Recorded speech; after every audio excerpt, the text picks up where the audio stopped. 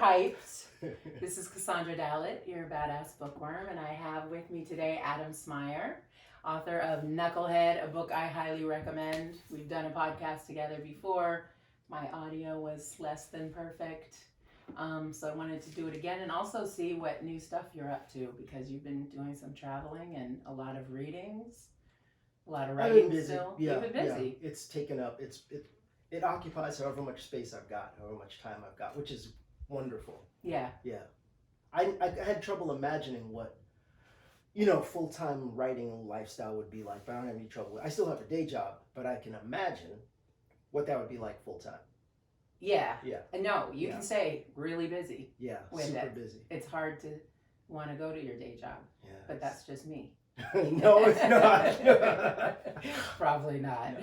No, I feel your pain. I like to do this stuff all the time, and can easily especially with the technical stuff like this, because it's really new to me. I can spend days trying to figure out. It's not a question of like people talking about, I have to keep coming to the same place every day or else I won't have anything to do, and where's the challenge? Life's full of those. Full of them. Yeah, I don't need to go out of my way for that. I'm engaged. Yeah. I'm engaged. But you're still finding time to write? I am. And you're working on another novel? Mostly out of sleep. No, I'm working on everything but another novel. Oh, really? I'm going to harness this energy.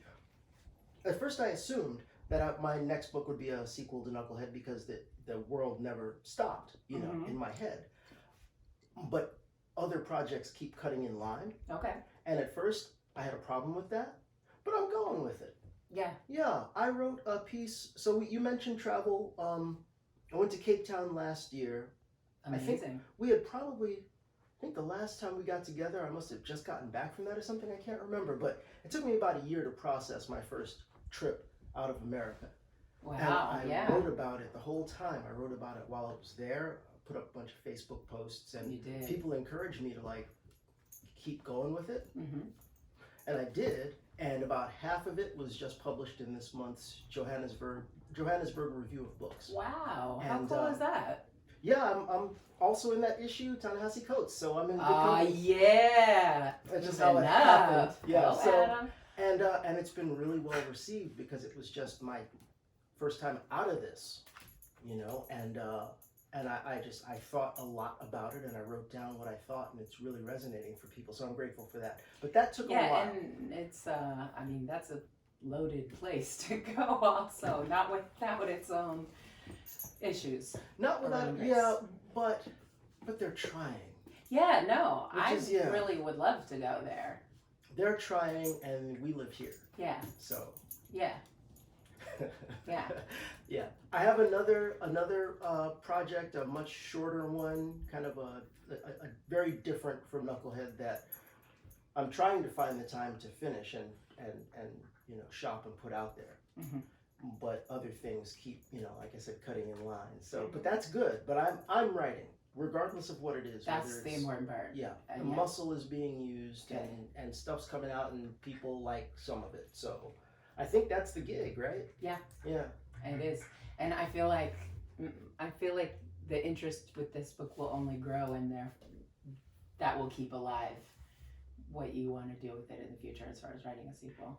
I hope so. I mean, not that you have to, but if that's what you want to do, I'm definitely here for it. I'll definitely be reading. Thank you. I mean, a sequel or a follow-up. I've been thinking about that too. There are just ways that you can build on a book without necessarily just picking up where it left off. I agree. There are a lot of things that, little tweaks here and there that actually would free me from some of the past events and choices. So I'm open. I've got a lot of ideas, but it's just a different thing settling in to write a novel because I am not quick. I am not like a book a year guy. Oh, well, yeah. I mean, with poetry, but I don't have one prose book out, and there's a reason. I hope I have 3 novels in me. Yeah. Like, total. I'm amazed by people that do, and then there's the 50 or whatever. And there's some crazy, prolific people, but that's a whole nother story. I don't think you have to hold yourself to that standard. It's insane. I had to make myself stop. Yeah. Yeah, I had to just, because I would say, and I've begun and I've started doing this, and people would be like, no, you've done. You did this. I was like, okay, yeah. That's true. Yeah, I think that's a thing that writers always do. I've never heard of a writer of any, from total beginners to the 50 books published, that didn't think they were doing Doolittle all the time. Or like still, there's always like the next thing that you're working towards. It's just the way it is. But it's not even just a question of like, time. It's like it's wherewithal. It's just emotional. Is it in there? And discipline is important and habit is important, but I'm still kind of like rattling around. I'm shaking the cookies out the cookie jar. Like if I have it in me to write, then I will write it. I want this. I want that closer too. I have no further comment at this time. Nice, thank you. No quid pro pro. No quid. So much quid pro quo. I can't even begin to tell you. So much. That completely knocked my question out of head. Oh, I was gonna say about writing about the same characters in Knucklehead. Would it be reflecting growth in the character? Absolutely. Yeah. In fact, I would imagine a lot of time would have gone by to allow for the pivots and the trial and error that is life. Because I like when you can see the roots of a person in the person you know now, and you can see the results of the hard-earned lessons and so forth, and regret, and that's good stuff. Absolutely. We have to, people don't think about it enough, kind of, because when you're in the shit, you can't see that. For me, reading characters that grow tremendously, and I was just mentioning like Alice Walker in Color Purple, and like, when you see this abuser as an old man who's, pretty vulnerable, whatever, that's how life really works, right? One day that fucking asshole's probably gonna need their ass wiped. Yeah.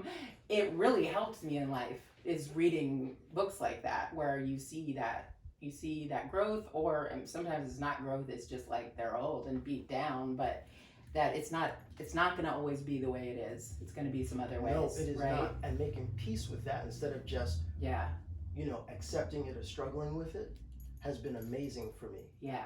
Good things are going to change, bad things are going to change, and adjusting and going with is everything. Yeah. I used to want to lock into a groove and just stay in it until I died. I guess we thought that's what we're supposed to do. I was trying to design the perfect routine of sleep and work and this and that, and then I was just going to knock that out every day and be like, I did it. But that's not. Fortunately, life will not allow that. So. No. And like we may be in the apocalypse, but well, that too, right. But I don't want to veer off too much, and I want to say for people who haven't read the book that they should. But one of the things we talked about before is that this character is a black man who's successful working in corporate America and full of rage, and this book does not shy away from that. And that's why I think it's super important. It's the way you wrote about it and how relatable it is and accessible it is. Not just because it's in the Bay Area, and I love that aspect always, but I think people are afraid to talk about that. And if it's not like rap lyrics, and nobody wants to peel off that Band-Aid because nobody wants to deal with what's underneath. No. No, and I think there's actually some conversations right now with that Joker movie, which I haven't seen yet. I haven't seen it and yet. I want to, but it's like that's the angry white man thing that's okay to do. But they're afraid somebody's gonna go shoot it up, but that's okay to do. But like, it's time that we hear from black men, and it's okay to be angry. There's a lot of fucking reasons to be angry. I do kind of feel like if it was black people shooting up the whole entire world, somebody might do something about it. Oh yeah, that shit would not be playing at major movie theaters. We know that. A little romanticized, but it also would not be. Yeah, it's gonna be all over the Oscars, all that stuff, and I don't think it would be any of that. But guilty pleasure, Falling Down. Remember Falling Down? I totally remember Falling Down, and that is what I'm reminded of. And at the time, I loved that movie. Like now, that's probably one of those crazy shooter up the place guys' favorite movies. Yeah, right. But at the time, I saw it. Exactly. It's a pretty good story. I saw it when I was locked up in work furlough. So I was in a van of convicts, and like a deputy took us to the movie theater for our night out, and that's the movie that we saw. And so it was like 2 rows of of us, and so there's like 60 men and like 4 women locked up in the sheriff's department. But you can go out to work or whatever you put on your pass that you're doing, which was not work in my case. But anyways, so we all lived together and talked a lot of shit and clowned, and we went to that movie together, and it's a priceless memory. Who chose that movie? It's really one of my favorites. I don't know. Just it an was odd one to show people who are. No, we picked it. I think. Okay, you picked it. Yeah, okay. and then yeah. So every time I think about that movie, I'm like, could you make that movie now? That people was would lose their way minds, before Columbine and all that stuff, right? Yeah. But it's the roots of it. Maybe I think you're right. I bet some people swear by it like I swear by the Matrix. I think so too. I mean, again, we all identify with the guy who just can't take it anymore, in one way or another. With varying tolerances for how they act on it. Yeah. I'm free to let it just kill my joy and end my life early. Yeah. That's what I'm free to do. Yeah. All right, I'm getting pretty sidetracked on movies and whatnot, but I did want to ask you about your recent trip to Baton Rouge. Yes. So Knucklehead was shortlisted for the Gaines Award last year. Congratulations. I was super honored by that because Ernest Gaines, I mean, his work is he's doing what I'm trying to do. He was doing what I'm trying to do when I was born. Mm-hmm. So that coming from his organization, it meant so much. Yeah. And they created an event for me to go to. That wasn't the award ceremony because that's Jamel Brinkley, the winners. That's his day, right? So they created something else that came out in September to do 2 events, one during the day and one in the evening, and see a little bit of Baton Rouge. I need to go back. Yeah. And meet a lot of people and have a lot of fun and just more travel. There's just something about that. Like we said, it could take up all your time if you want. Just pack, you go. Have you traveled in the South before? It was my first time in the South. Okay, yeah, I haven't much either. Very little when I was a kid, just driving through states. But I think when you grow up in the North or out here, you're like kind of terrified of it, and then it's a relief when people are so nice.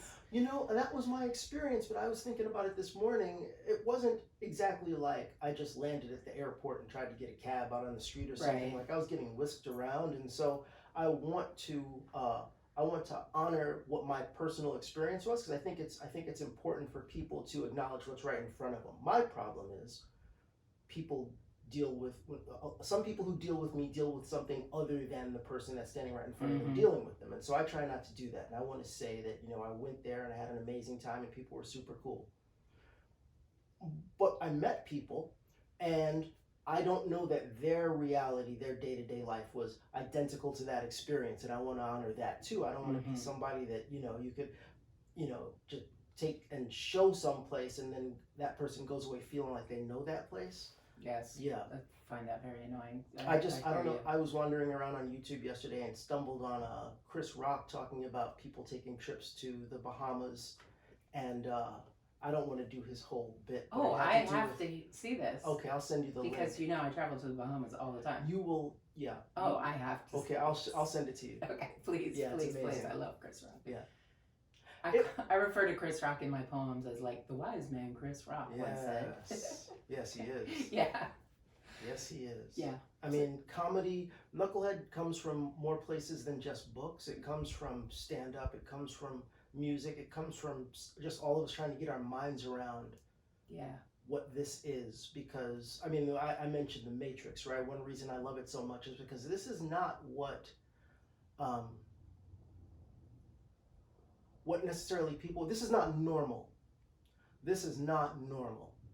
And I like making that clear. I like that connection with another person when we look at each other and say, this is not normal.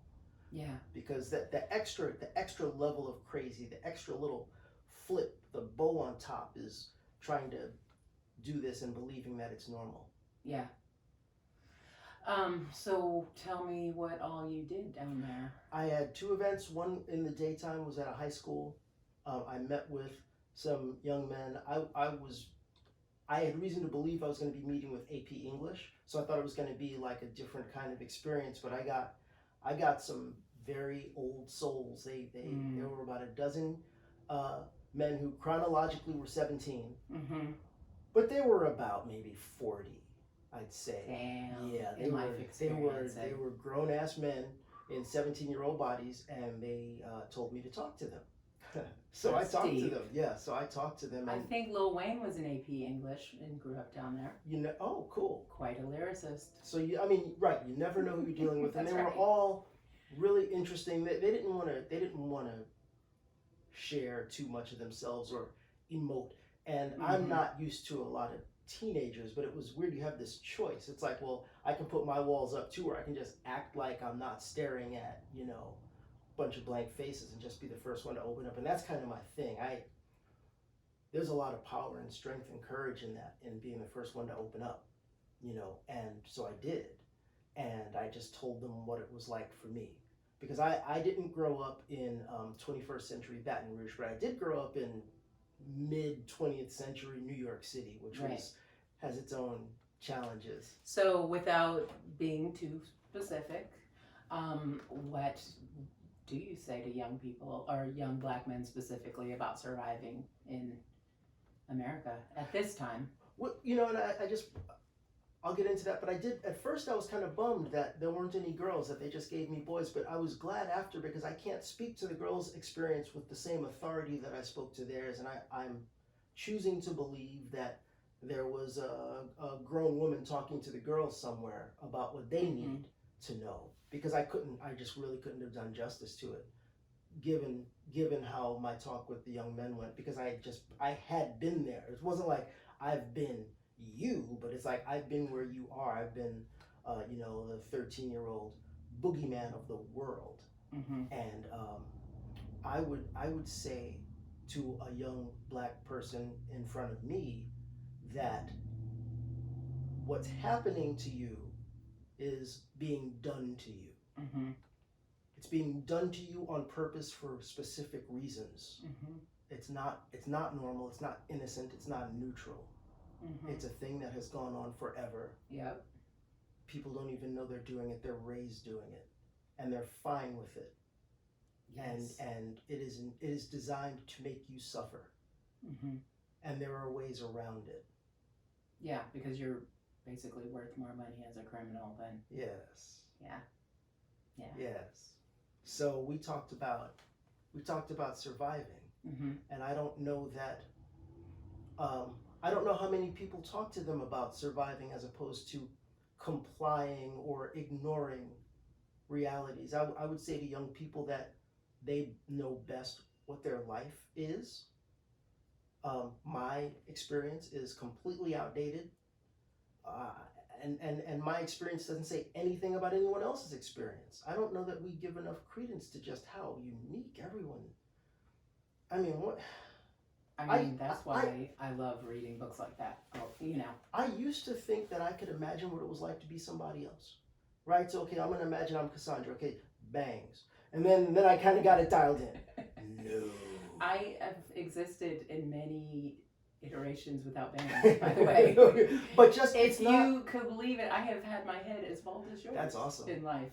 So. But I can't start with me and make adjustments based on what I think I know about you. Yeah. And from that reverse engineer how you see the world, because that's not how it works. I think I've always been very aware of that, that's what makes me afraid of writing fiction, of making up characters, because I never feel like I fully understand other people, what makes them tick. Well, when you write fiction, you can decide what makes them tick. I know, but I'm in awe of that. Yeah. Because I think my own bullshit gets in the way of I can see, like, in an argument, I could definitely understand two sides of a thing. I'm good at that. Like, I have a lot of empathy, whatever. But is really understanding what makes somebody work, and then relaying that in a story. Is it even possible to invent completely new bullshit? That's what I hear you saying. Like, is it even possible? I don't know. From in here, can I create that? maybe not. Well, I mean, some writers make me believe that it is possible. But, because how could they have all of that going on inside them? But, I don't know. I don't know the answers to That's that. deep. Yeah.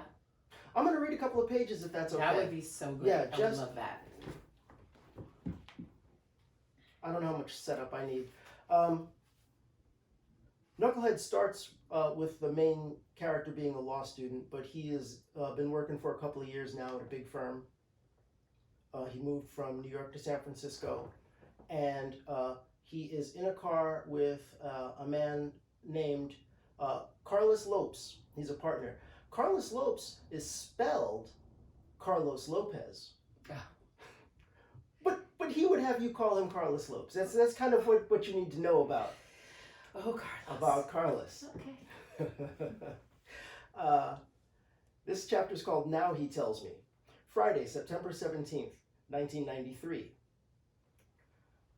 They'll never accept you, he said. Carlos Lopes was draped over the steering wheel. He didn't look like he was really driving. That's because he wasn't really driving. The foot on the gas worked fine, but the brake was forgotten. Also, he was steering with his forearms. Also, he was staring at me. The night wasn't going as I'd hoped. Desperate for any relationship that would get me out of staffing partner ironic assignment hell, I had been courting Carlos. Evan was basically gone, preferring his two-man Dubai satellite. Imagine that. Carlos was the only other lawyer in the building with any melanin at all, with the exception of the Asian partners, who wanted even less to do with me than the white ones did. Carlos was my only remaining option. Also, I kind of felt like he owed me, after that thing with his racist-ass baby. It's a whole other thing. It had taken several inventive tries to get Carlos to go to dinner with me. Given that Carlos Lopes was, to put it mildly, un pocho, this was understandable. My breakthrough occurred when I suggested a restaurant in Berkeley. I'd explained my choice by saying that it would be more convenient for him since he lived in the Berkeley Hills. It had been an obvious pretext. I lived, and we both worked, in San Francisco. But it must have eased his concerns about being seen with me, because that was the offer he'd accepted. Everybody makes a fuss about Chez Fromage. I think that's what it's called. The place is so fancy that they don't even have lady menus, like at Ernie's. They don't have menus at all. They tell you what you're having for dinner. In my experience, that is just a way to make you eat something disgusting. Something even worse than calamari. It all tasted weirdly fine. But do you know how good a meal would have to taste to justify charging you over $100 a plate for whatever some stranger saw fit to put in front of you? Well, it didn't taste half that good, and I picked up the check. More silliness. The man was a millionaire. I was at the height of my business eating powers. I ate an entire half a chicken using a knife and fork, picked it clean without ever touching it with my hands, and I may have eaten an eyeball. I think it was an eyeball. I hope it was an eyeball. I ate it because the partners all seemed to believe that if you were picky about what you ate, you might also be picky about what cases you took. They were right about that. The evening had gone well up to a point, but even though Carlos's place was right there in Berkeley, he insisted on driving me back home to San Francisco in that way that only a man who has drunk a $75 bottle of wine can. I hadn't counted on that. I didn't want to die on the highway, but if I offended him at the end of the night, assuming he remembered it, then I would have eaten that eyeball for nothing. I took my chances. And now chances were I was going to sit in a Mercedes with this man at the bottom of the San Francisco Bay forever. We were flying across the Bay Bridge, absolutely sailing. Benz makes a nice car. It didn't feel like we were going very fast at all. It was only when we tore past another car that I felt it, or when I peeked at the fancy digital speedometer, which at that moment calmly read 92. No, they'll never accept you. Never, never, never, never. 20 goddamn years. He fell asleep for a while. Oh, they'll work with you, sure, but they'll never really accept you. I reviewed my life. We should have had coffee. The caffeine might have helped, but even if it hadn't, the extra few minutes might have given the wine a chance to knock him out while we were still at Chez Sediti, and I could have put Carlos in a cab and gone home on BART like I'd planned, and ever see my sweet bride and kittens ever again. Instead, I'd asked for the check after the main course, nickel and diming, and Carlos had gone from hammered to comatose pretty much as soon as he started the car. I gazed out at all the sparkling lights ahead in the city, behind us on Treasure Island, and on the boats and buoys we would soon be joining below. The worst part was knowing that she wouldn't survive the loss of me. Her health was just too fragile. Mom and Pop would have to have their baby home with them, and there was nothing they could do for her. But the loss of a spouse can do in a healthy person. So this poor, sad man wasn't only about to kill me, he was about to kill Amalia as well, and probably her parents too, after a while. I wanted to deliver a karate chop to his carotid and push him out of the way and stop the car. The Bay certainly wanted me to try. Somehow I knew better. So I just sat there and waited for the guardrail while Carlos told me things about our firm that I wish he had told me and himself a little sooner. Where's the hype button? I forgot all about that part. There's so many insightful pieces about the work environments and the microaggressions and all the stuff. And I imagine Chez Sediti was closed down recently. That's a shame. That's unfortunate. I really love that but the place. politics of eating, it's so funny. I never heard anybody write about it like that, but I've certainly Perhaps it was its ghetto location that did it in. they're trying to change that name also. Yes. Or some people. These people. They're trying to get it unnamed, the gourmet ghetto. That's good. Yeah. That's nice of them. Yeah. Well, I love those kinds of fancy meals like that, but it's really hilarious to read it from that point of view. Well, I mean, Marcus is new to the Bay And also, Area. if you're having to pay for it, If you're having to rich pay for it, it's people. one thing. Oh, and God. California is different. Fuck New people. York is, I don't think that would fly in the New York Marcus grew up in. No. I think if you told some Super no. 80s investment banker that you were going to tell him what to eat, that coked out motherfucker would.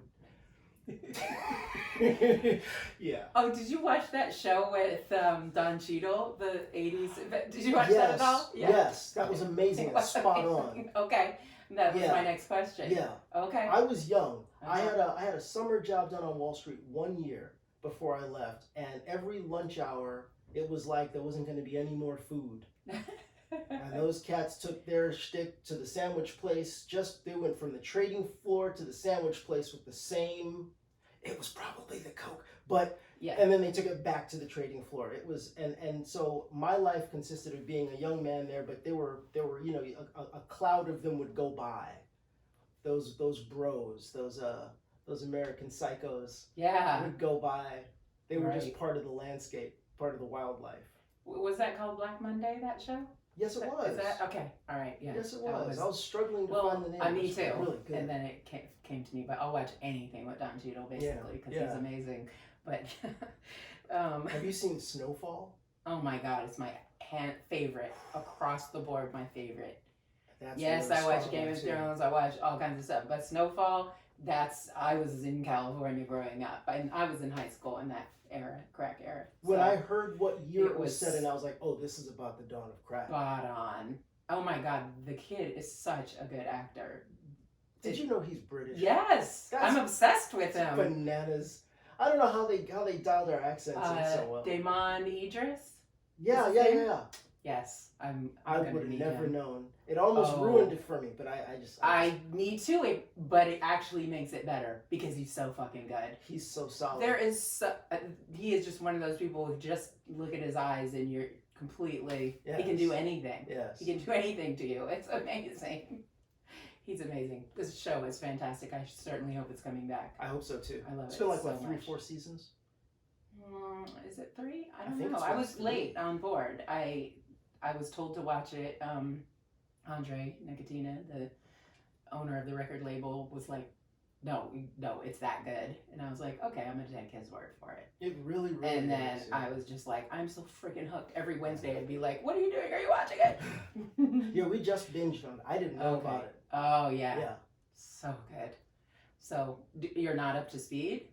Or Yeah, you are? don't say. I think we were 2 seasons in, maybe 2 and change. We did finish a season, so we either finished season 2 or you'd season know 1. if you watch the end. Oh, I have not then. Okay. Okay. I'm not going to say too much because it gets pretty out there, but it does come full circle to the beginning of our conversation and sort of like changes in people, and it's really interesting. Yeah, it gets really the cinematography and everything in the last season. It's unbelievable. It's so good. It's beautiful. It's like somebody gets punched and you feel like it was you, or you know what I mean? They do some really good stuff. But now John Singleton is gone. I know, so that's why I'm wondering about it coming back. Yeah. That's the only reason I'm wondering is if it'll come back without him. But I think that they obviously have such an amazing team. I think it's possible. I think so. I mean, he brought it together for sure. And I've been enjoying listening to podcasts with actors that have been in his movies, telling their stories of meeting him. What an amazing guy. Wow. Like how he was just a student, totally driven. Like, so I'm going to make this movie and it's going to be this. And they're like, yeah, whatever. And then, boom, Boys in the Hood. Isn't it something how, people are cocky, people are confident, and that's all over the map. But when someone does a remarkable thing, before they did it, they were already that person. Right. And you have to know that. Yes. You have to not stomp on those kids. Yes. You have to. I encourage everything. Yeah. Who knows what's going to come out, but you can't pick and choose. You should do your best. You should try. You should be heard. Because you never know. That person could know who they are already. All young people, a child is born with a heart of gold, right? I just made that up. But don't get me rapping some Grandmaster Flash or singing some Earth, Wind and Fire. Yeah, we gotta everybody get it out. Whatever it is, get it out, and then let's just look at it and see if it does anything for us. But we can't. There's too much of a brain drain going on. We don't know what people have in them to share. And the more the voice is limited, the more we're limited by what the little chosen slice has to absolutely to give. Yeah. Right. I mean, you have Kanye West acting a complete fool now. I think he needs to take his meds. But he did lay out an amazing body of work musically over these years. He did do that, and he knew he could do that, and nobody thought he could do that, and he did that. So I think it's worth the asshole he's become. People seem to enjoy his music. I do like that. Was it a Dave Chappelle story about when he met? I think it was when Chappelle met Kanye. They were in some other super successful rapper's studio, and Kanye he hadn't dropped anything. Dope people that do. Yeah, because my life is dope and I do dope shit. That's why. Like, you just have to already have that. I know dope people, and we do dope things. We do dope things. So I'll see you tonight at the Lit Crawl in San Francisco. Yes. What else? Anything else you want to wrap up? I'm busy. Not a lot of public stuff right now. I'm getting into book clubs. Oh yeah. I love book clubs. I wanna. So people should invite. I want to come to your book club and sit and drink fizzy water and talk about stuff. I will put one together. Yeah. Oh, for sure. That's I have a monthly writing group here, which I kind of stopped having, but I'm having like special event ones. So next month, a friend is hosting, and we're gonna write to death on November 2nd. A bunch of writers are gonna come sit around, and she's gonna give us prompts or whatever. Wow. Who knows? It'll be weird and good. But let's have a book club. I'd love to assign them all to read your book and buy it, and then come talk to you. Badass Bookworm Book Club. That would be amazing. Because I've been trying to figure out how to have a book club. Like, as far as the podcasting goes, how many people would you have to talk about it afterwards? Would you have the author? We could do some fun stuff. Okay. We're gonna. What we are gonna do is read the book and talk about it with the group for sure. Okay. That's the beginning. Like Laura Zink comes to the writing groups here. Oh, good. Yeah. That's awesome. Yeah. That's another So I'm talking to college kids, Yeah. book clubs. Year 2 is different. Year 1, so Knucklehead came out last year. Year 1 was a lot of public events at bookstores, readings and such. This is a different thing, like moderating a Lit Quake panel. Oh, you were a moderator. Yeah, last year I was on the debut authors panel, and this year I moderated it. Oh, very cool. So it was like a nice little leveling up. Yeah, you're definitely doing things in the order that you're supposed to. Oh, that's good. Yeah, I'm still in the doing the bookstore readings for life, but that's poetry. When is your book dropping? I have a book of poetry. I don't know. It's been pushed back, so I think before the end of the year. The Be About It, Pretty Little Wilderness. Yeah, I think before the year is done. Pretty Little Wilderness. People should just. You say thank you. Yeah. Oh, you know Downton Abbey, the really mean older mother-in-law or something. I know. She says really funny things. Well, anyways, I just watch it because I work with old people, but she just says great things, and she's like, "Oh, that's a pretty little wilderness," about like a few trees. It just stuck in my head. It's a great title. It was so cool. It's a really beautiful collection. Oh, It's thank you. intense- Oh, right, you read it. You it's an blurred it. intense Oh, thank collection. you. Right on. Yeah. Yeah, cool. So it's gonna be something when it drops. It's gonna be something. Right on. Thank you. So we'll do some readings together for sure. All right. Yeah. Anything else you want to plug? Buy the book. Johannesburg Review of Books, October issue. Check it out. Is it in stores around? People It's order online. it online? It's online. Yeah. Just look for it online. Yeah. And do you have a website? It's under construction. Okay. But Mine too. Twitter, Instagram, Facebook. Adam Smyer. Yeah. All right. Yeah. Thank you so much. Thanks for having me, Cassandra. That wasn't very